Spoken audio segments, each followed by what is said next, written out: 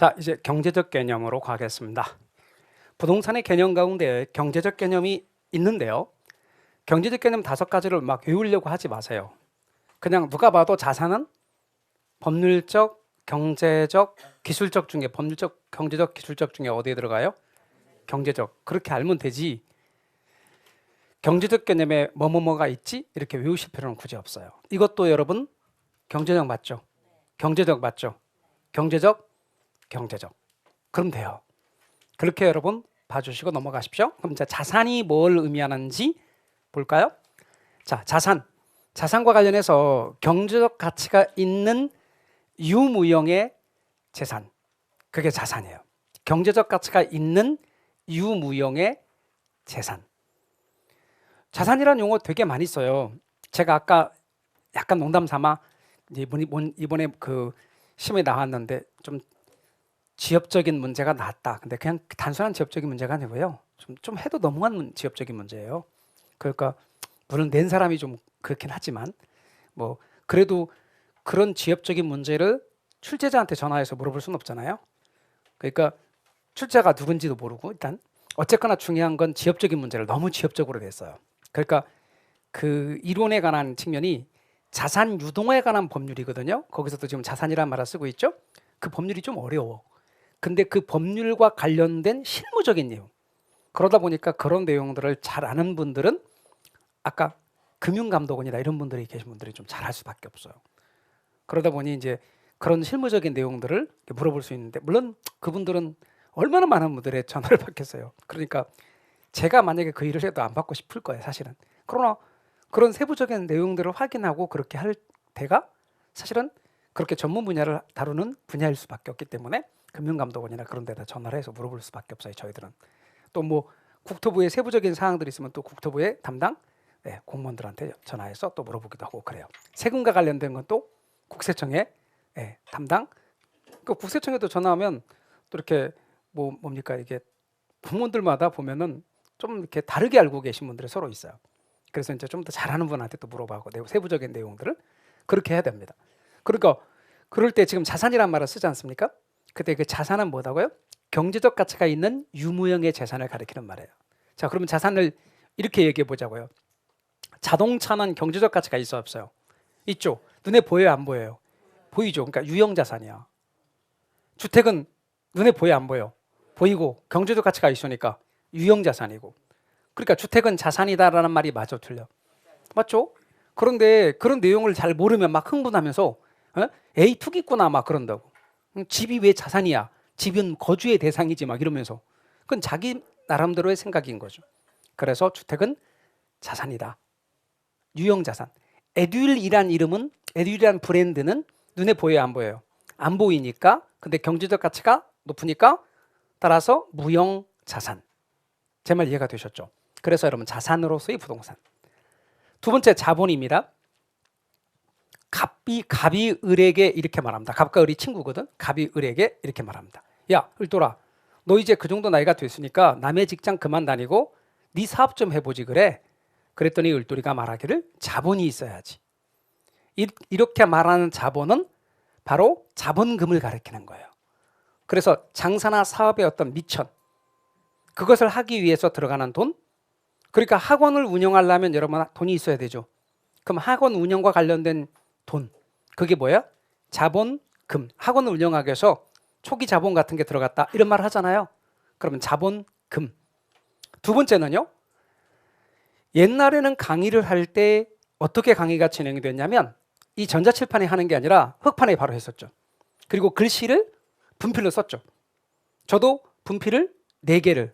근데 이 분필은 이제 다 치웠습니다만 여기 있는 분필 손으로 이렇게 직접 주잖아요. 근데 뭐 독성이 없다 그러는데 쥐고 있으면 손이 다 까져요. 막 계속 일어납니다. 뭐 거칠어지는 건 그만두고 이렇게 겹겹이 까져요. 분필을 직접 잡으면. 그래서 내 손은 소중하니까 거기다가 이제 분필 깍지를 끼워요. 그래갖고 딱 껴서 4개를 이렇게 딱 쥐고 여기서부터 씁니다. 쓰는데 저쪽 끝에까지 딱 쓰면 한 강이 딱 끝나는 거예요. 딱딱딱 똑같이 씁니다. 뭐 책 같은 건 안 봅니다. 책은 다 저희들이 쓴 거기 때문에 책의 내용 볼 거 없고 딱 진행을 했습니다. 그럼 저쪽 뒤쪽 반에 있는 분들은 빨간색 안 보여요, 파란색 안 보여요. 막 컴플레인 들어옵니다. 글씨 안 보인다고. 그러니까 빨간색, 파란색은 가급적 적게 쓰고 흰색과 노란색을 위주로 하고 걔네들은 네모치거나 별표 치거나 할 때만 사용하고 강의를 진행합니다. 자, 그러던 것이 이제 어느 정도만큼 발달되면서 이렇게 프로젝트라는 게 있습니다. 그래서 이거를 칠판에 쏘아서 하는 빔 프로젝트를 통해서 강의가 진행이 됐었습니다. 뭐 그것도 괜찮았었습니다만 화질이 구립니다. 그런데 요즘에는 전자칠판이라는 게 나왔습니다. 비쌉니다. 고가예요.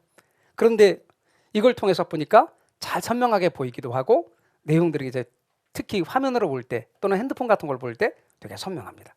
자, 이런 것들이 다 장비입니다. 학원의 시설.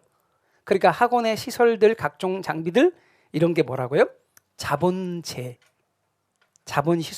그래서 여러분 이렇게 각종 기계라든가 설비라든가 원료라든가 이런 걸 통틀어서도 자본이라고 말합니다. 그럼 자본은 두 가지가 있네요.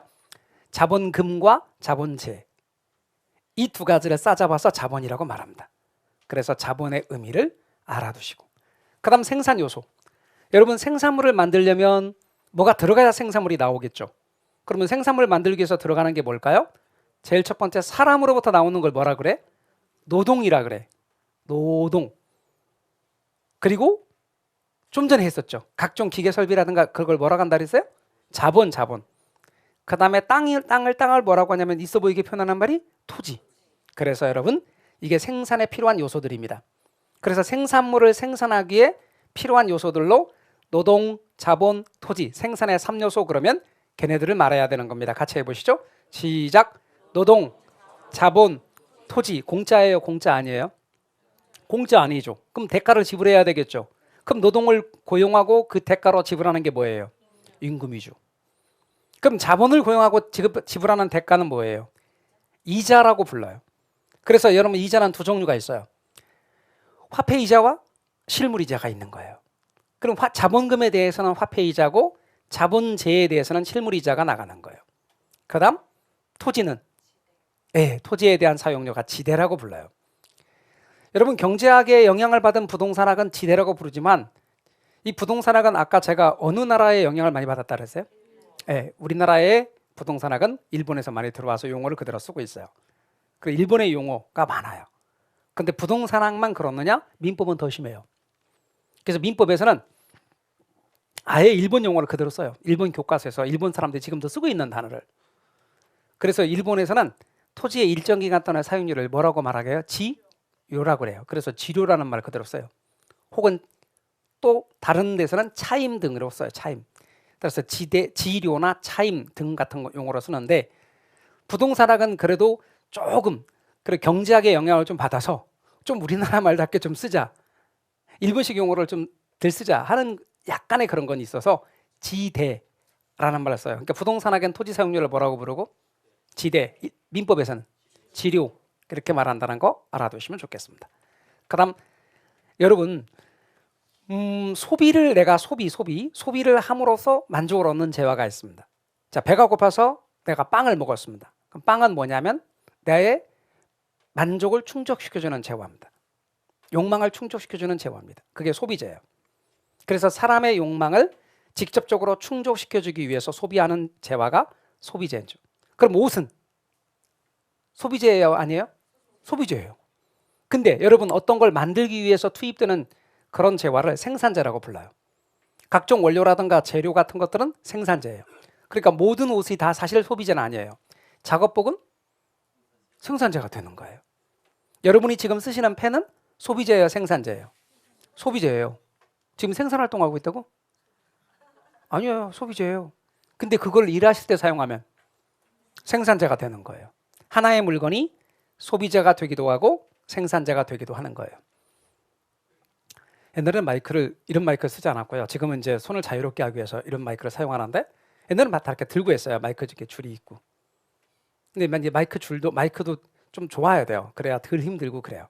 마이크도 종류가 여러 가지고요. 그래서 선생님들이 이제 기본적인 거 요거 있죠. 다른 여기 뒤에 차는 이런 것들은 이제 우리 회사 거고, 요건 소비재니까 일종의 소비되어지는 물건이니까 물론 강의 서비스를 생산하는 생산재이긴 하지만 이게 내구성이라는 게 한계가 있어서 요건 개인이 다 해요.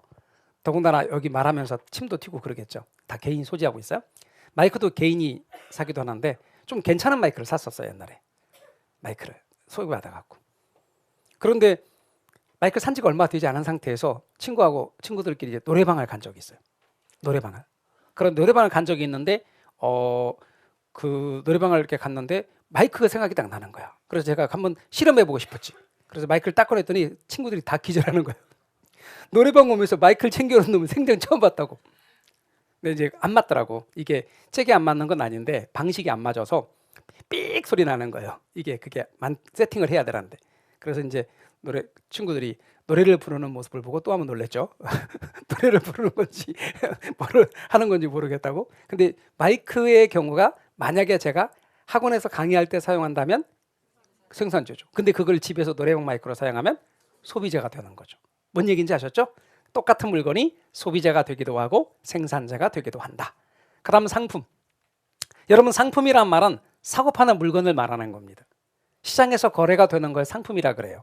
그러니까 여러분, 예를 들면 재화가 됐던 서비스가 됐던, 제가 재화와 서비스라는 단어를 이야기했습니다. 자, 그럼 재화와 서비스라는 말을 쓸 때 눈에 보이는 걸 재화, 눈에 보이지 않는 건 서비스예요. 그럼 옷은 재화예요, 서비스예요? 재화예요. 근데 의사 선생님의 진료 행위나 음악가의 연주 행위나 교사의 강의 같은 거 눈에 보여요, 안 보여요? 안 보이니까 뭐라고 붙여요? 서비스라고 불러요. 그러면 가정주부의 가사 노동은 뭐라고 불러요? 가사 서비스라고 불러요. 뭔 얘기인지 아셨죠? 그러면 재화든 서비스든 간에 시장에서 거래가 되는 걸 뭐라고 그래요? 상품이라 그래요. 그럼 옷을 사서 입으면 재화이면서 상품이에요. 근데 옷을 만들어 입으면 재화이지만 상품이 아니에요. 가정주부의 가사 서비스는 상품이게요, 아니게요? 아니에요. 아침에 일찍 가정주부가 가족들을 위해서 밥을 맛있게 차렸어요. 그리고 가족들이 맛있게 먹는 것을 보고 5,000원씩 내. 만약에 그러면 그건 상품이에요. 근데 그렇지 않고 가족을 위해서 헌신하고 무료로 봉사하는 거잖아. 그러니까 그건 상품이 아닌 거지. 그런데 똑같은 걸 가정주부가 하지 않고 가정부가 하셨네? 그럼 가정부를 고용해서 가정부가 그 대가를 받고 가사 서비스를 도와주셨어요. 그렇다면 가정부의 가사 서비스는 뭐예요? 상품인 거예요. 그러니까 상품이란 말은 시장에서 거래가 되는 걸 가리키는 거예요. 그럼 부동산이 시장에서 거래가 된다면 뭐다? 상품이다, 그 말입니다. 말뜻 이해가 되셨죠? 그렇게 아시면 됩니다. 그 다음 물리적 개념. 제가 아까 어느 개념 안에 들어가는 말이라 그랬어요? 기술적 개념 안에. 기술적에는 물리적과 기능적이 있는데 제가 대표 선수예요. 그래서 앞으로 기술적 자리에 물리적 개념이라고 말할 때가 많습니다. 자, 물리적 개념에는 어떤 게 있는가 외우지 마세요. 누가 봐도 물리적이잖아. 이게 경제적이겠어 설마? 아니면 이게 법률적이겠냐고. 아니죠. 물리적 맞죠? 물리적 맞잖아. 물리적 맞죠? 그러니까 이런 것들은 물리적 개념이다, 이렇게 감 잡으시면 돼요. 근데 섞어 나와요. 자산, 아까 자산, 자본, 그 다음에 생산 요소, 그 다음에 공간, 그래놓고 상품 등은 경제적 개념이다. 그럼 돼, 안 돼? 안 되지, 공간 때문에. 그 구분할 줄 알면 돼. 그러니까 결국은 뭐야? 가장 중요한 건 한글이에요. 그래서 여러분, 국어의 의미를 잘 파악하는 게 가장 첫 번째에서 시작합니다. 그리고 여러분, 계산 문제도 산수보다 국어가 더 중요합니다. 그래서 그걸 알려드릴 거예요. 분수 읽는 법부터 위에 게 분자라는 것도, 그리고 3분의 1을 계산하는 것도 다 알려드립니다. 자꾸 소수로 바꿔. 2분의 3 나오면 1.5로 분수가 너무 어렵다고. 그럼 3분의 2 나오면 어떡할래요? 그러면 그건 안 풀 거래. 근데 이번에 시험에 다 3분의 2로 나왔잖아. 그러니까 안 푼 거지. 그래서 여러분 연습을 하시면 된다. 그걸 차근차근 다 알려드린단 말이에요. 그러니까 나는 수포자인데 걱정할 거 없단 말이에요. 그러니까 뭐 우리가 나오는 계산이라는 게 말이죠. 어느 정도까지 나오냐면 대부분 초등학교 6학년까지가 나오고 간혹 중학교 1학년에 일부만 나와. 절대 2차 방정식 이런 거 안 나와. 무슨 미분적분은 당연히 안 나오고 삼각함수도 안 나오고. 잘해봤자 뭐예요? 더하기 빼기 사칙연산이 가장 기본이에요. 그런데 이게 분수로 된 사칙연산이 나왔다 그러면 완전히 거의 끝나는 거예요, 그냥. 이게 분수에서 분모를 통일 못하는 거 있잖아. 예를 들어서 3분의 2 더하기 2분의 1 이런 거 나오면 그냥 엄청 어려워하세요. 근데 그런 것도 잘 안 나와. 많이 안 나와. 근데 간혹 하나 나오는 때 그런 걸 계산 못 하신단 말이에요. 분모를 통일하는 게 남북 통일보다 더 어려워요. 그런 거를 연습하면 되게 잘 하신다고요. 그리고 제가 계산도 이게 계산 문제가 쫙 있으면 계산 문제를 원리대로 다 풀게 되면 막 1분씩 걸리는 걸 20초 내 단축하는 법을 알려드려요. 그런데 절대 편법이 아니야. 그리고 그 연습만 좀만 하시면 자신감이 붙어서 계산 문제도 잘 맞아요. 그럼 10개 중에서 한 7개 계산 문제 맞고 이론 문제에서 또 맞고 그러면 70점 나오는 게 가능하다니까요. 그럼 개론 70점, 민법 70점 또 그렇게 놓고 맞을 필요 없어요. 65점씩 맞고 2차까지 다 합격하면 제일 좋고 연습하시면 충분히 됩니다.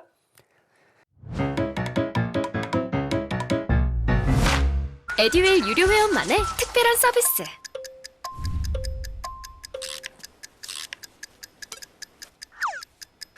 하치하차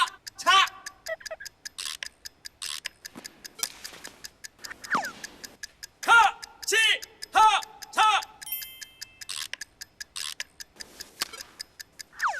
정답! 같이 하자 친구야 에듀윌 유료 회원!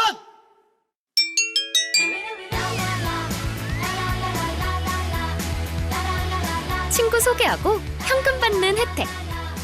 오직 에듀윌 유료 회원에게만. 에듀윌. 여러분 자연이라는 말의 뜻은 뭐냐면 스스로 자자 그럴 연자 스스로 존재하는 거예요. 인위적인 것이 가미되지 않고. 그러면 토지는 자연의 일부인 거 맞아요? 그렇죠. 따라서 여러분 사람의 힘이 더해지지 않고 저절로 이루어진 존재가 자연이라고. 그럼 자연으로서의 토지를 한번 보자고요. 이 지구에서 자연으로서의 토지는 특히 사람이 이용할 수 있는 토지를 말하는 거예요. 그 토지는 사람의 숫자를 보자고요. 사람의 숫자와 그 이용하려는 사람들의 숫자와 토지의 양을 보면 넉넉하게 남아요? 아니면 그냥 아껴 써야 돼요? 아껴 써야 돼. 넉넉하게 남지 않아. 자, 제 말은 서울의 강남의 여기를 한번 보잔 말이에요. 사람 수에 비해서 땅이 남아 모자라.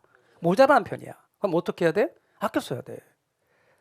그래서 한 사람이 말하기를 난 힘이 세, 돈이 많아. 그래서 난 다 가질 거야. 그러면 딴 사람이 못 갖게 되는 거야. 그러니까 어떻게 하느냐면 이런 말이 나오는 거예요. 너가 돈이 많다고 해서 네가 혼자 다 그렇게 하면 안 돼. 라고 하는 근거를 마련한다고. 그게 뭐냐면 사회성 공공성이란 표현이에요. 그래서 사회성 공공성이란 말이 나오는 거예요. 이렇게 자연 자원, 자연 환경으로서의 토지의 존재량은 한정되어 있기 때문에 우리 모두가 이용해야 돼. 혼자 이용하면 안 돼. 그래서 사회성 공공성이라는 게 등장하고 이 사회성 공공성에 근거할 때는 사익, 개인의 이익, 공익, 우리 모두의 이익 중에서 어느 게 더 중요하게? 사익과 공익 중에서 사익보다 공익이 중시된단 말이에요. 그래서 자연으로서의 부동산을 이야기할 때는 사익보다 공익이 중시된다는 말이 저런 얘기고 저런 것에 이론적인 근거를 두고 토지 공개념이라든가 이런 것들이 나오게 되는 거예요. 그 다음 공간입니다. 이제 공간에 관한 이야기를 잠깐만 해보자고요. 우리 지구는 3차원 공간, 우리가 지금 지구에 살고 있고 3차원 공간을 우리는 항상 이 현실에 살고 있는 동안은 3차원 공간에서 생활하고 있는 거죠. 그래서 이렇게 된 겁니다. 지구의 단면을 잘랐어요. 지구의 단면을 잘랐고 여기가 지구의 중심이에요. 그럼 갑이라는 사람이 1억 주고 이 땅을 샀대.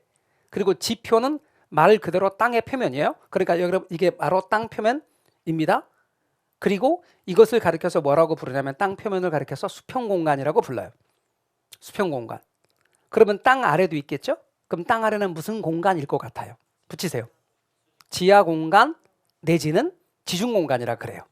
그럼 지중 공간이란 말도 많이 쓰고 지하 공간이란 말도 많이 써요. 그럼 여긴 뭘 것 같아? 예, 지상이라면 땅 표면 위를 말하는 거니까 그렇게 말하지 않고 보통 뭐라고 말하냐면 공중 공간이라 그래요. 여기는. 그래서 여기는 공중 공간 이렇게 말합니다. 그리고 이걸 싸잡아서 뭐라고 말하냐면 입체 공간 내지는 3차원 공간 이렇게 말합니다. 입체 공간 내지는 3차원 공간 이렇게 말해요. 그럼 갑이 1억 주고 이 땅을 샀네? 그러면 땅을 샀으면 갑의 권리가 땅 표면에 미쳐야 되겠죠. 다시 말하면 지표에 갑의 권리가 지표에 미칠 거 아니에요. 그러면 지표에 관한 권리를 뭐라고 부르냐면 갖다 붙이면 돼요. 지표권 이렇게 말해요. 지표권. 그럼 기본적으로 갑이 땅을 샀어. 그럼 갑이 땅을 사면 자기 갑의 것이죠. 그럼 갑이 그 땅을 이용할 수 있는 권리가 있는 거지. 그럼 지표에 관한 권리가 있겠죠. 그러면 지하에 관한 권리는 뭐라고 붙이면 될까? 지하권. 그럽니다. 지하권. 그러면 땅 위 공중에 대한 권리는 무슨 권일까요? 공중권 이렇게 갖다 붙이는 거예요. 그런데 여러분 지표권이냐 지하권이나 공중권이라는 저 말은 민법에 안 나와요. 부동산 학자들이 붙인 표현이에요. 법률에 나오는 용어가 아니야. 그 다음 여러분 갑이라는 사람이 1억 주고 이 땅을 샀네. 그런데 갑의 권리는 땅 표면에도 미치지만 땅 아래에 미친다 그랬어요. 근데 땅 아래에 어디까지 미칠까? 지구는 둥그니까 끝없이 미치면 땅을 계속 파나가면 저 지구의 반대편에 있는 아르헨티나 근처가 나온다는데 거기까지 다 내 땅이에요? 아니겠죠. 누가 봐도 아니겠죠. 그러면 왜요? 일정한 깊이까지만 소유권이 미치겠죠. 그럼 일정한 깊이가 여기란 말이에요. 그럼 저기가 뭔데? 저기를 부르는 말, 일정한 깊이를 가리키는 말, 다시 말하면 땅 아래에 깊이, 소유권이 미치는 한계가 되어지는 깊이를 한계 심도라고 그래요. 한계 심도. 그럼 한계 심도까지는 개인의 소유권이 미치는 거예요. 이렇게. 여기는 개인의 소유권이 미치고 여기는 개인의 소유권이 미치지 않고. 근데 한계 심도는 어디서 정하고 있느냐? 우리 법 체계를 잠깐 볼까요? 법 체계 중에 가장 상위에 있는 게 뭐예요? 헌법이에요. 헌법. 그 다음에 뭐예요? 국회에서 제정하는 거. 법률이에요. 그러면 당연히 법률이 헌법에 위반이 되면 돼, 안 돼? 안 되죠. 그래서 위반이 되면 위헌이라 그래서 법률이 효력을 상실하게 돼요. 그래서 헌법의 테두리 안에서 법률이 나오는 거예요. 그리고 나온 게 뭐예요? 명령이에요. 명령. 이 명령의 범위 안에 대통령령도 여기에 들어가고 총리령도 여기에 들어가고 각부 장관의 영도 여기에 들어가요. 그 다음 나오는 게 뭐예요? 자치법규로서 조례와 또 하나 뭐가 있어요? 규칙이 있어요. 요건 지방의회에서 제정하는 거예요. 요건 지방자치단체장이 발동하는 거예요. 그럼 서울시장의 권한에 의해서 발동되는 건 규칙이고 서울시의회에서 제정하는 건 조례예요. 근데 지방자치단체의 조례에 의하면 서울시 조례에 의하면 한계 심도는 서울시 조례 같은 조례로 정하고 있는데 서울시 조례에 의하면 한계 심도는 최대가 40m예요. 고층시가지 강남 같은 데만 40%, 40m. 중층시가지는 그보다 얕아요. 35m. 저층은 30m. 농지나 임지는 20m. 중요한 건 외우지 않아도 돼요. 뭐가 있다? 지방자치단체에서 조례로 정하고 있다. 한계가 있다. 그럼 여기는 개인의 소유권이 미친다, 미치지 않는다? 미친다. 그러니까 전철이 이렇게 지나갔다? 그러면 개인의 소유권 침해했다, 안 했다? 했다. 그러니까 보상 문제 발생한다. 그런데 이렇게 지나가면 개인의 소유권 침해했다, 안 했다? 안 했다. 그럼 보상 문제 발생하지 않는다. 그러면 땅 아래가 그렇다면 땅 위도 한계가 있겠어, 없겠어? 있겠지. 일정한 높이까지만 개인의 소유권이 미치겠죠. 일정한 높이까지 미칠 때 저 일정한 높이를 네 글자로 말해봐요. 힌트, 한계. 한계 고도라고 해요. 그래서 일정한 높이가 한계 고도예요. 한계 고도까지 미치는데 한계 고도는 지방자치단체가 조례로 정하지 않습니다. 법률로 정하지도 않습니다. 그래서 여러분 법에 정해져 있는 바가 없어. 중요한 건 한계 고도라는 일단 그 높이까지 미친다는 규정은 있는 거지. 여기는 개인의 소유권이 미치는 공간. 그 위는 항공기의 운항이나 전파의 교신 같이 개인의 소유권이 미치지 않습니다. 자, 그럼 질문합시다. 법으로 정해놓지 않으면 다툼이 생길 수 있어, 없어? 있어요, 있어. 갑돌이 율돌이 다툼이 생길 수 있어요. 그럼 갑돌이 율돌이 다툼이 생기면 누가 그걸 판단해 줘야 돼요?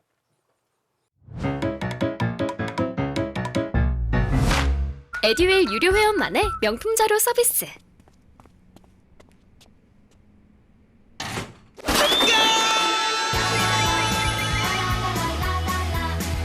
고퀄리티 명품 자료의 혜택. 오직 에듀윌 유료 회원에게만. 에듀윌. 누가 판단해? 문제가 생기면 어떻게 해결하냐 이 말이에요. 애들을 풀어서 손을 봐줘요? 애들을 풀어서 손을 봐주면 안 돼요. 우리는 자력구제 안 됩니다. 반드시 법원의 판단에 의존해야 돼요. 대한민국은 법치국가로서 사법부의 판단에 의존하는 거예요. 여러분 정부 기관이 있습니다. A부처와 B부처가 서로 자기의 권한이랍니다. 그래서 다툼이 생겼네? 부처들끼리 누가 판단해? 대통령이 판단합니까? 아니죠. 사법부의 판단에 의존합니다. 그래서 여러분 이렇게 사법부의 판단에 의존해야 되겠죠. 여하튼 중요한 건 일정한 높이까지 개인의 소유권이 미친다. 이렇게 알아두시고 3차원 공간의 개념을 알아두시면 좋겠습니다. 공간으로서의 부동산. 우리가 지구에 존재하는 한 우리는 3차원 공간에서 생활하게 되는 것이죠. 위치입니다. 여러분 위치는 일정한 곳에 자리를 차지하는 것을 가리키는데 여러분이 만약에 이 학원에 제일 처음 오셨을 때는 학원에 전화하고 강남역 그래서 몇 번 출구죠? 1번 출구에서 물어보면 몇 메타쯤 올라오라 그래? 이게 200m나 됩니까? 200m는 안 될 것 같은데? 그죠? 200m는 안 될 것 같은데? 400m, 내 입에 200m라 돼 있어요? 아, 그래요? 아, 이 정도면 200m 되는구나. 저는 다니다 보면 가까워서 200m까지는 아닐 것 같은데 생각했는데 200m 좋아. 그러면 2번 출구에서 200m 떨어진 곳이라고 합시다. 그래서 처음에 왔어 이제. 아, 그러니까 여기네 하고 금방 왔어요. 자, 보입니다. 그래서 딱 왔어. 그러니까 다음에 올 때도 그래야 됩니까? 왜냐면 혹시라도 건물이 옮겨왔을까 봐. 여러분 토지는 움직여요, 안 움직여요? 좀 이따 보면 알겠지만 움직이지 않습니다. 그걸 절대적 위치라 그럽니다. 절대적 위치는 고정되어 있습니다. 그러나 상대적 위치, 어디 옆에 있다, 어디 앞에서 만나 할 때 뉴욕제가 앞에서 만나 했는데 뉴욕제가 없어졌네? 이런 거는 상대적 위치는 바뀔 수가 있습니다. 그래서 여러분 위치로서의 부동산입니다. 부동산은 절대적 위치와 상대적 위치라는 개념이 있습니다. 여기서 되게 중요한 개념 가운데 하나가 접근성인데요. 접근성이라는 말은 뭐냐면 어떤 목적물에 도달하는데 시간적, 경제적, 심리적, 거리적 부담의 정도를 가리키는 말입니다. 어떤 목적물까지 도달하는데 거리가 가깝다? 근데 거리가 가깝다고 접근성이 좋은 건 아닙니다. 거리만 가까우면 그걸 근접성이 좋다고 말합니다. 접근성을 이야기하려면 거리뿐 아니라 시간도 적게 걸리고 비용도 적게 들며 심리적 부담도 없어야 됩니다. 여러분, 접근성이 좋으면 좋을수록 부동산의 입지 조건은 양호하고 그 가치는 높습니다. 예를 들어 볼까요? 근접성은 좋은데 접근성이 떨어지는 예입니다. 갑이라는 사람이 여기서 내렸습니다. 버스에서. 그런데 바로 건너편에 길 건너편에 목적 대상물이 보입니다. 그리고 이 도로는 폭이 40m 도로입니다. 그래서 이렇게 건너갈까 했단 말입니다. 근데 횡단보도가 없는 상황이야. 얼핏 보니까 횡단보도 안 보여. 그래서 무단 횡단하려고 합니다. 차가 없을 때. 중앙분리대가 있네. 중앙분리대에 다리 껴갖고 넘어가지도 못하고 건너오지도 못하는 그런 상황 저는 몇 번 봤습니다. 남자분들도 되게 웃긴데 여자분들은 더 웃깁니다. 여하튼 그렇습니다. 그래서 이 사람이 이제 천상 횡단보도 찾아서 가야 되는데 안 보여서 길 지나가는 분한테 물어봤습니다. 자, 횡단보도 보신 적 있느냐고. 그러니까 근래에 본 적이 없답니다. 그래서 횡단보도 찾아서 돌아왔는데 20분 걸렸습니다. 이게 뭐죠? 근접성은 있으나 접근성 떨어지는 경우죠. 여러분이 근사한 곳에 가족들과 탁 맛있는 음식도 먹고 차도 마시기 위해서 이제 한강변이나 저쪽에 이제 북한강, 남한강 이런 쪽으로 차를 타고 갔습니다. 근데 딱 여기 왔어요. 근데 내비는 여기를 가리킵니다. 길 건너편에 여기 근사한 카페가 있는 것 같습니다. 그럼 차 여기다 주차해놓고 헤엄쳐 건너갑니까? 아니잖아요. 그럼 어떻게 합니까? 당연히 다리 건너서 와야 될 거 아닙니까? 돌아왔더니 20분 걸리더라. 차로 20분 걸리더라. 근접성 있지만 접근성 떨어지는 경우, 일방통행으로 우회를 하는 경우도 마찬가지. 주차장과 거리가 먼 경우도 마찬가지. 그래서 여러분 중요한 건 접근성입니다. 근접성이 아닙니다. 접근성이 좋으면 좋을수록 부동산의 입지 조건은 양호하고 그 가치는 높다 이렇게 말할 수 있습니다. 그런데 언제나 그런 건 아닙니다. 예외가 있습니다. 어떤 것이 예외가 있느냐? 이런 겁니다. 갑돌이네 집이 여기 있습니다. 그런데 목적 대상물이 여기에 있는 겁니다. 이렇게. 그러면 보십시오. 딱 붙어 있으니까 거리도 가깝고 시간도 얼마 걸리지 않고 경제적 부담도 없습니다. 심리적 부담도 없어요. 바로 옆에 있으니까. 이게 가스탱크입니다. 쓰레기 소각장, 핵 폐기물입니다. 화장터입니다. 이렇게 위험 혐오 시설은 접근성이 좋으면 오히려 값어치가 낮게 평가됩니다. 여러분 주택가 멀지 않은 곳에 시장이 있으면 좋은 거예요, 나쁜 거예요? 좋아요. 편의시설이 있기 때문에. 그래서 여러분 적당한 거리에 시장이 있다면 좋습니다. 그런데 너무나 가까운 나머지 주택이 시장 안에 있습니다. 물만 열면 사라고 하는 거예요, 맨날. 여러분 용도에 맞지 않는 경우도 값어치가 떨어집니다. 그러니까 이런 경우는 접근성이 좋아도 오히려 가치가 떨어지는 대표적인 예입니다. 그 다음 환경입니다. 여러분 환경이라고 하는 건 부동산을 에워싼 이렇게 여러 가지 상황들을 가리키는 겁니다. 그런데 부동산은 환경에 영향을 받아요. 예를 들어서 어떤 사람이 집을 지었는데 너무 근사하게 잘 지었대. 20억 들었대 건축비가. 우와 말만 들어도 건축비만 20억 들었다니 얼마나 잘 지었을까. 가봤더니 깜짝 놀랐어. 너무 잘 지었어. 너무너무 잘 지었어. 막 우와 그래 막. 감정평가 해봤더니 15억이래. 건축비가 얼마인데? 20억인데. 감정평가했더니 15억이래. 왜? 왜 그랬을까? 왜 15억으로 평가될까? 한번 생각해 보세요. 어떤 경우에 그래요? 주택을 어디다 줬냐면 동네가 가난한 사람이 사는 동네에 진 거야. 저가주택가에. 저소득층 주거지역에 고가주택 지으면 가치가 낙하평가돼요. 주위 환경과 관련해서 항상 영향을 받아.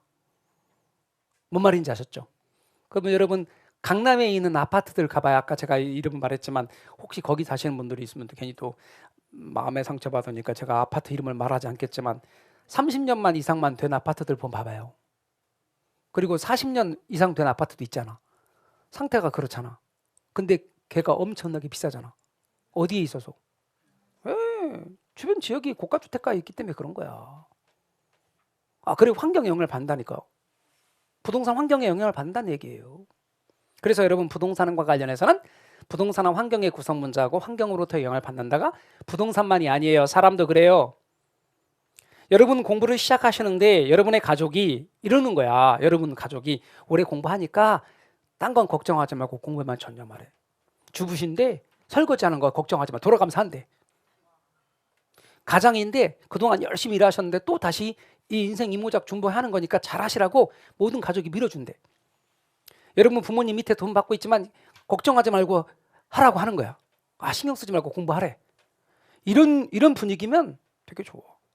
근데 아까 말한 것처럼 나 없으면 집에 피어나. 설거지 아무도 안 해. 그러면 그런 환경이면. 그래서 여러분 환경 되게 중요해요.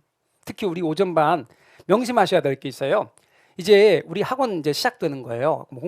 공부하기 위해서 일정 기간 동안 나와야 된다고요. 근데 사람들은 사회성이란 게 있기 때문에 어디 가든 이제 친한 사람들이 생겨. 그룹들이 4명, 5명, 밥도 같이 먹고 동선도 같이 움직여. 심지어 여자분들은 팔짱 끼고 화장실도 같이 가더라. 그러면 이렇게 친한 그룹들이 생긴단 말이에요. 근데 그 친한 그룹들이 좀 열심히 하시는 분들이라야 돼. 영향을 받는다니까요. 엄마들 보면 나가서 친구들 잘 사귀라고 아이들 친구 잘 사귀라고 말해놓고 자기는 친구 잘 못 사귄다? 공부 잘 안 하는 분하고 친해가지고 맨날 놀러 가고 땡땡이 치고 막 그래. 그럼 나중에 1차밖에 안 돼요. 옆에 있는 친구는 2차까지 다 되는데 그리고 또 아예 안 되는 분들이면 마음 더 상처받아. 근데 여러분 간혹가다 학원에 연락 오면 나중에 시험 끝나고 이렇게 연락 와요. 이렇게 연락 어떤 분이 이제 갑이라는 사람이 연락을 했어요. 연락을 하는데 이번에 우리 학원에 합격자들 거의 없죠. 나랑 친한 사람 다 떨어졌어요. 이렇게 연락하는 반면 또 다른 사람 어른 이렇게 연락합니다. 이번에 합격자 진짜 많죠. 우리 친한 사람 다 됐어요. 이렇게 됩니다. 진짜 그렇습니다. 농담 아니라. 그래서 그룹이 그 사람 되면 그 친한 그룹은 거의 다 되고 이 그룹은 거의 다 안 되고 이런 경우 되게 많아요. 그래서 여러분 사람들도 영향을 받아. 환경에. 그래서 여러분 좋은 환경, 기왕이면 좋은 환경. 그래서 아까 제가 뭐라고 말씀드렸어요. 좋은 분위기 만들어 달라 그랬잖아요. 영향을 받아요.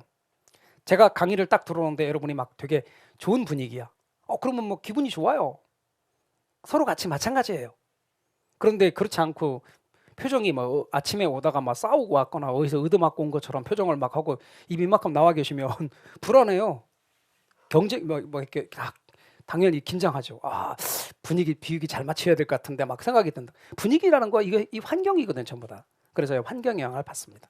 그래서 여러분 좋은 환경 앞으로 만들어 가시기 바랍니다. 여기서 좋은 환경은 딴 게 아니에요. 공부하는 분위기. 근데 우리 에듀윌의 강남학원은 계속 지금까지 만들어진 이래로 되게 좋은 환경 유지했어요.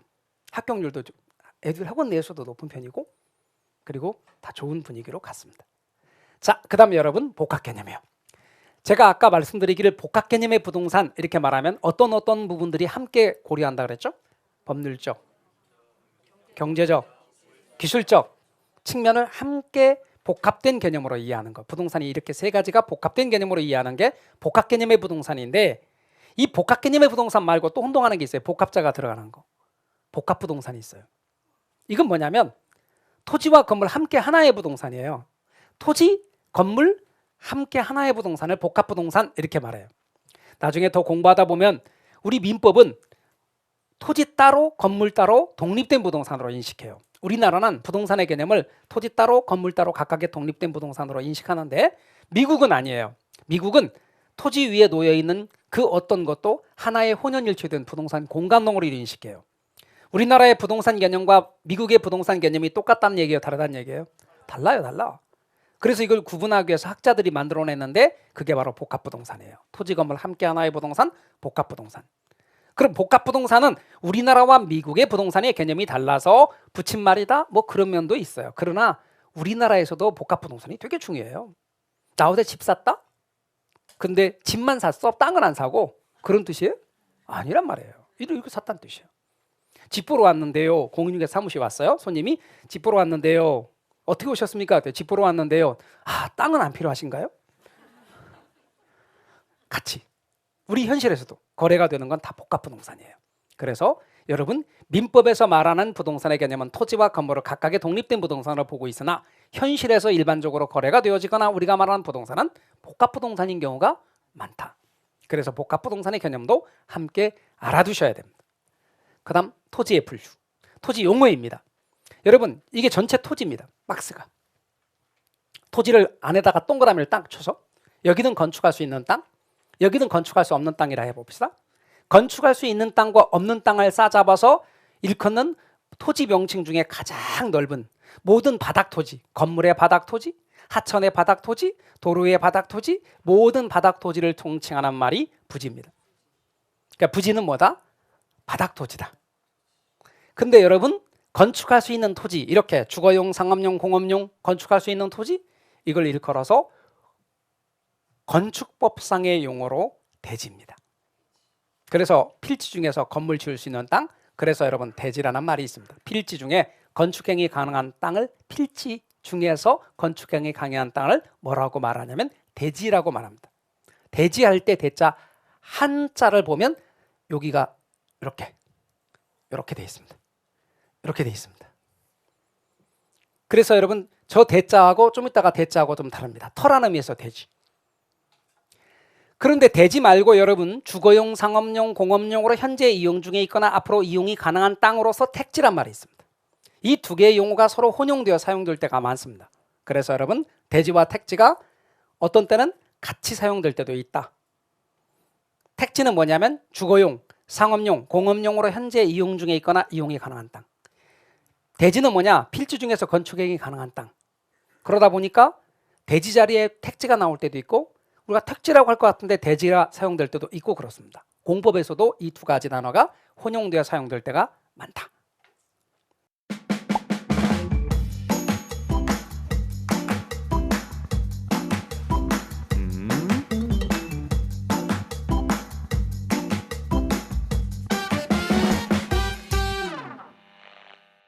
그 다음 후보지와 이행지 얘기하겠습니다. 여러분 토지를 분류하자면 이렇습니다. 택지지역, 농지지역, 임지지역. 택지는 좀 전에 뭐라고 그랬죠? 주거용, 상업용, 공업용으로 이용 중에 있거나 이용이 가능한 땅. 그게 택지. 그럼 농지는 농사 짓는 땅. 그럼 임지는 나무가 자라는 땅. 그럼 택지로 구성된 지역은 택지지역, 농지로 구성된 지역은 농지지역, 임지로 구성된 지역은 임지지역인데 택지지역은 다시 주상공으로 구분합니다. 주택지역, 그 다음에 상업지역, 그 다음에 공업지역 이렇게 구분합니다. 주상공으로 구분합니다. 그러면 농지지역은 전답과 수원으로 구분합니다. 전지지역, 답지지역, 과수원지역으로 구분합니다. 근데 임지지역은 어떻게 구분하는지 아십니까? 여러분 건축이나 가구 용도로 가구용 목재 같은 걸 뭐라고 하는지 아세요? 용재라고 합니다. 뭐라고요? 용재. 그래서 그런 가구나 건축 행위에 사용하는 그런 나무, 건축에 사용하거나 가구 용도로 사용하는 그러한 나무가 자라는 숲을 용재림이라고 말합니다. 용재림과 신탄림이 있는데 용재림은 방금 말씀드린 것처럼 건축이나 가구 등의 재료로 이용할 목적으로 가꾸는 숲이고 신탄은 뗄나무, 뗄감, 숯 같은 거 있죠. 그래서 뗄나무와 숯과 같은 그런 용도로 이용하기 위해서 가꾸는 숲입니다.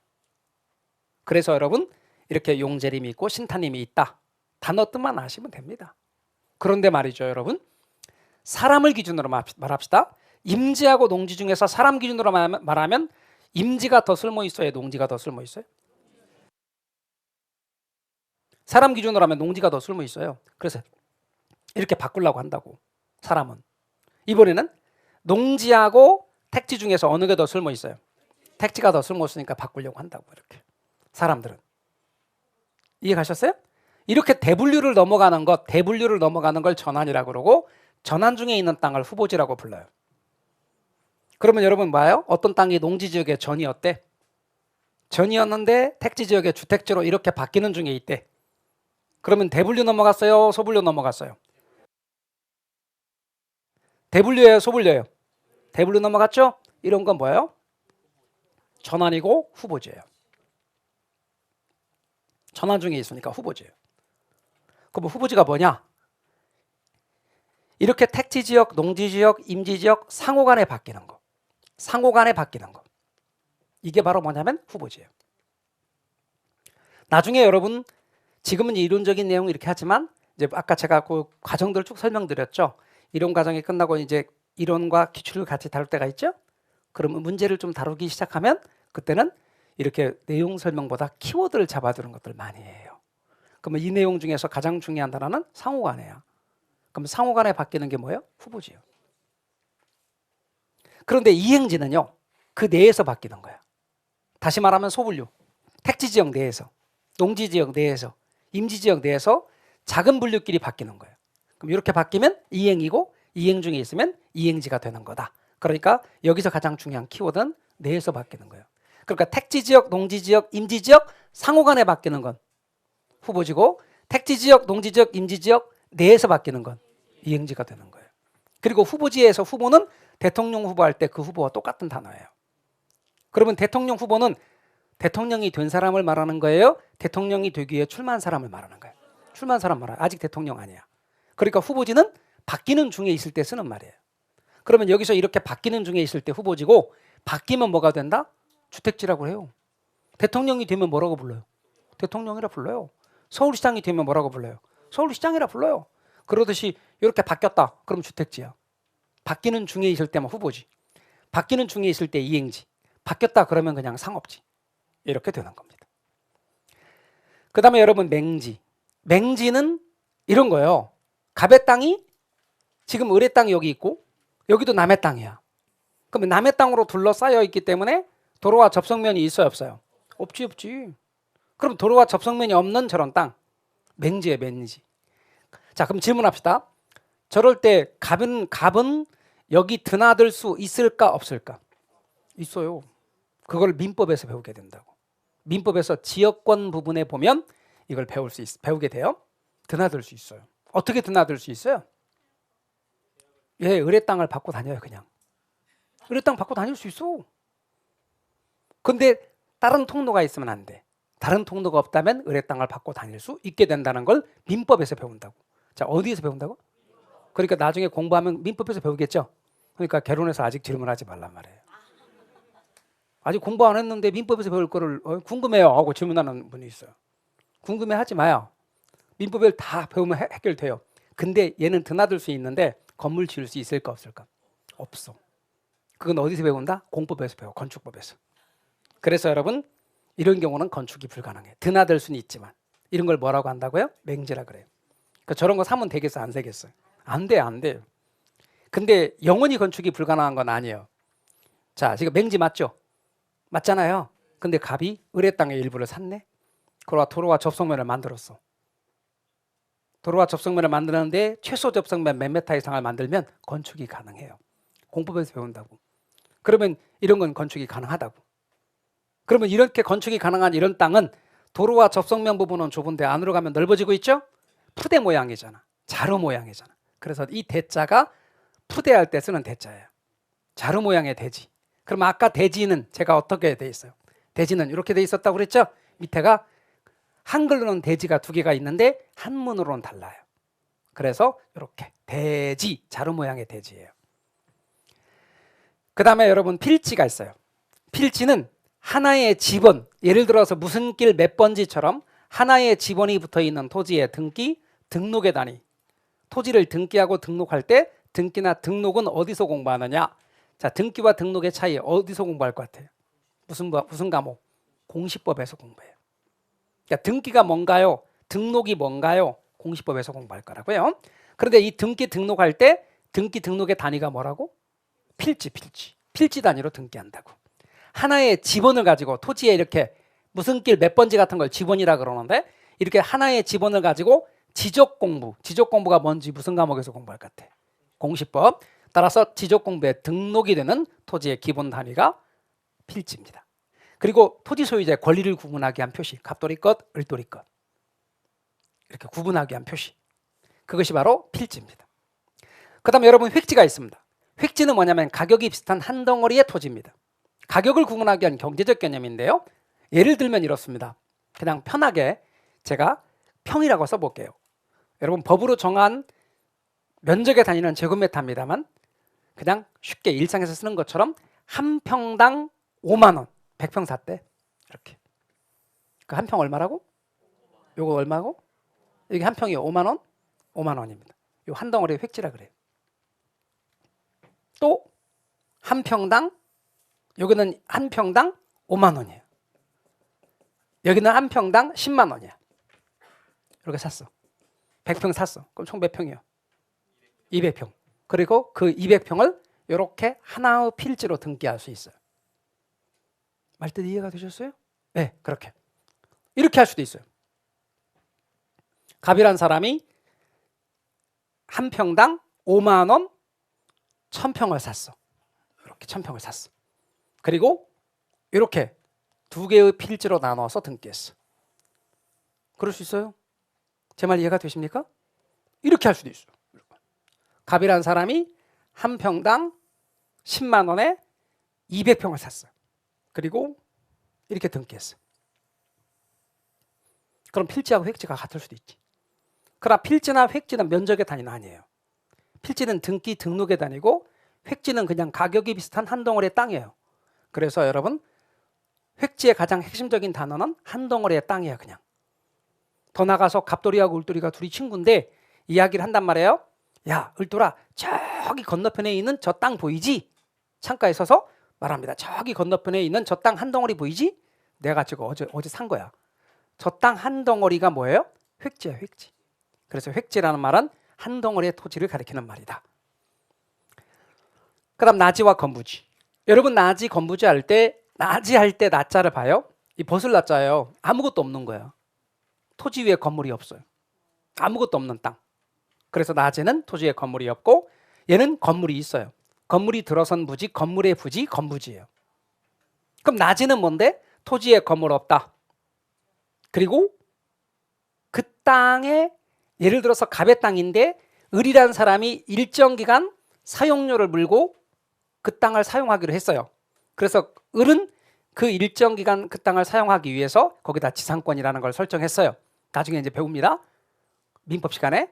그럼 지상권을 설정하고 을이 여기다 사용료를 물고 있으면 갑은 자기 땅이라도 그 기간 동안만큼 마음대로 이용 못해요.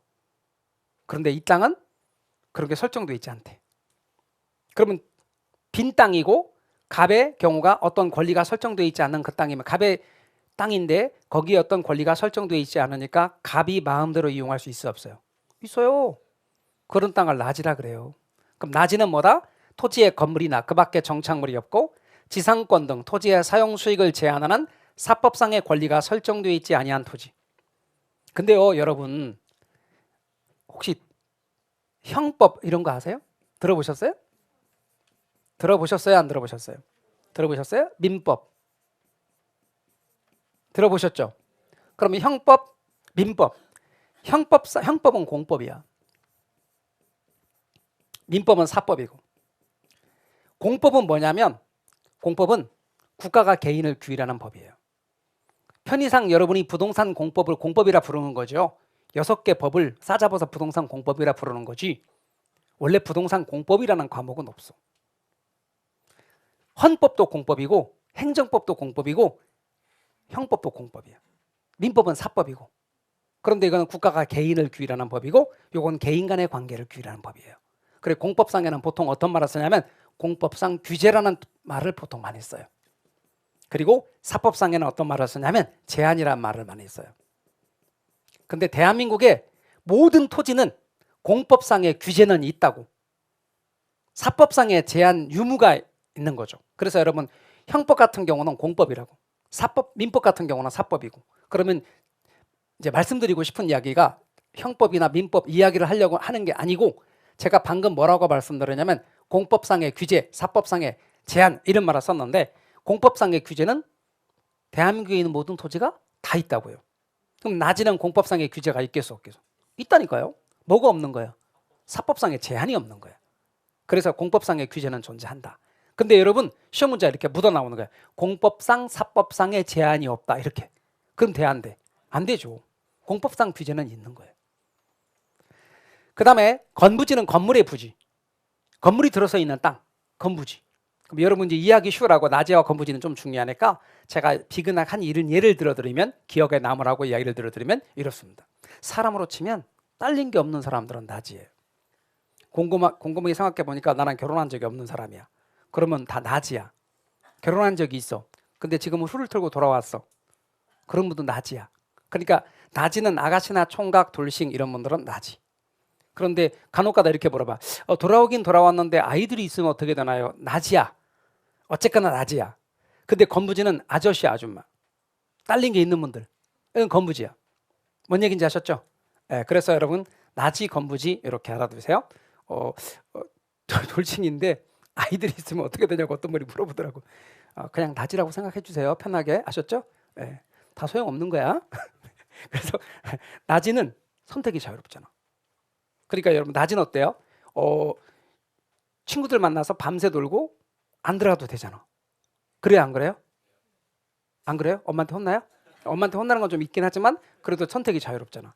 근데 건부지들은 밤새 놀고 안 들어가면 돼요, 안 돼요?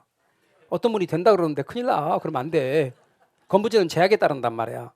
그래서 나중에 낮이가 시장성이 높고 가치가 높다라고 얘기한다고. 왜 그러는지 또 알려드리도록 할게요. 그래서 여러분 낮이, 건부지, 본인이 낮인지 건부지인지 잘 아시죠? 자, 그 다음에 이제 공지하고 공한지라는 게 있는데, 공지는 이런 거예요. 여러분 땅에 갑의 땅, 을의 땅일 때 우리나라 같은 경우를 한번 생각해 보란 말이에요. 갑의 땅이 이렇게 생겼고 을의 땅이 이렇게 생겼는데, 갑도 건물을 이렇게 짓고 을도 이렇게 건물을 이렇게 지면 바람은 어디로 통하겠냔 말이에요. 또 화재시 어디로 대피하겠냔 말이에요. 또 사람들은 어디로 다니냔 말이에요. 그러니까 이렇게 하면 안 되겠죠. 그래서 여러분 꽉 메어서 건물을 짓지 않고 일정 비율만큼 비워두게끔 해요. 그러면 여러분 건물 지을 수 있는 땅, 자 건축법에서 건물 지을 수 있는 땅을 아까 뭐라 한다 했지? 대지. 그럼 대지 면적이 100이라고 쳐. 그리고 건축 바닥 면적을 분자로 두는 거예요. 그럼 60이래. 그럼 대지 면적이 100이니까 분모가 100, 건축 바닥 면적이 60. 그리고 곱하기 100분율로 바꿔줘요. 그럼 얼마예요 이거? 60%죠? 이런 걸 건폐율이라 그래. 그럼 건폐율의 제한 때문에 비워둔 땅. 건폐율의 제한 때문에 비워둔 땅. 그러면 60%, 건폐율 60%는 몇 퍼센트 비워둬야 돼? 40%. 이게 공지. 공지. 재난 등의 대피 용도로, 바람이 통하는 용도로, 사람이 다니는 용도로 비워두는 이 땅은 바로 공지. 그런데 공한지는 그냥 땅값 상승을 기대하고 방치한 땅. 그럼 낮인데 땅값 상승을 기대하고 방치하면 낮이면서 동시에 공한지가 되겠지. 그 다음 법지. 여러분 이렇게 경사가 진 곳인데 이게 갑돌이 땅이고 이게 을돌이 땅이에요. 근데 갑돌이는 건축허가 받아서 건물 지을 수 있어요. 근데 을돌이는 건축허가 받아서 건물 여기다 짓고 싶은데 건축허가 안 나와. 그러면 건축허가를 받으려면 뭘 해야 돼요? 축대해야 돼요. 그러니까 자기 땅 아니네? 사서라도 해야 돼. 그래서 건물 쳐. 그러면 여러분 이 축대는 윗집 소유예요? 아랫집 소유예요? 당연히 윗집 소유지. 우리나라의 경우에 저 법이 제정된 이후의 것들은 거의 대부분 다 윗집 소유라고 생각하면 돼. 축대는. 그래서 제 말 이해가 되십니까? 그런데 얘는 법으로만 소유권이 인정될 뿐 활용실익은 없어. 축대 이외에. 이런 걸 법지라고 그래요. 소유권이 인정된다? 별로 쓸모는 없다. 그런데 물가에 가면 이런 게 있어요. 저게 물가 빈자거든요. 이게 바닷가인데 육지. 그리고 바닷물이 들어온 거예요. 만조 수위선. 그러면 여기 부분까지 지적공부에 등록이 되고 여기는 지적공부에 등록되지 않은 소유권 인정되지 않는 땅이 나오는데 대표적인 백사장 같은 거. 그런 것이 뭐다? 빈지. 그럼 소유권 인정된다고 안 된다고? 안 돼요. 근데 활용 실익은 많아. 쓸모는 있어. 그래서 여러분 빈지라고 해요. 법지하고 빈지는 개념상 반대. 법지는 소유권 인정되는데 쓸모없어요. 빈지는 소유권 인정되지 않는데 쓸모가 있어. 이렇게 용어 정리를 하셔야 돼요. 그 다음은 이제 부동산의 특성. 우리 쉬었다가 여기로 들어가겠습니다. 쉬었다 하시죠.